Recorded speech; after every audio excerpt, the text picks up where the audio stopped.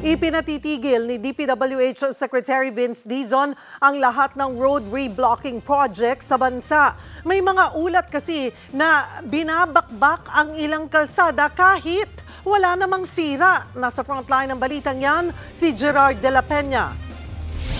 Tignan niyo yung kalye. Sira, may problema ba yan sa tingin niyo? Nag-viral sa social media ang sitwasyon sa bahaging ito ng MacArthur Highway sa Bukawi, Bulacan.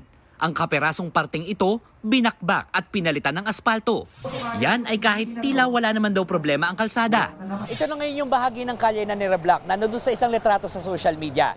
Tapos na ito, pero dahil parang wala naman talagang sira ang bahagi ito ng kalye, ipapatawag ni Secretary Dizon ang mga opisyal ng DPWH na nakakasakop dito sa Bukawi. Sa di kalayuan, tinigil muna ang reblocking na bahagi rin ng MacArthur Highway. Kaya naman, bumigat ang traffic sa lugar. Libo-libong motorista ang napeperwisyo. Nakakaabala rin yan. Tamo, yung dali ng traffic, lalo sa hapon, napaka-traffic. Lalo na pag may pasok, sa umaga, sobrang traffic. Yung mga estudyante nalilate. Kinwestiyon din ng isang board member sa Tugigaraw ang kalsadang ito. Nakagagawa lang noong 2023, pero binabakbak na ngayon. Maski si Public Works Secretary Vince Dizon, napansin na rin ang walang habas na pagbabakbak ng mga kalsada, kahit tila maayos pa naman. Yan ay naririnig natin. Dekada na natin naririnig yan, di ba? Well, siguro, sa maraming pagkakataon, alam na natin kung bakit, di ba? Okay.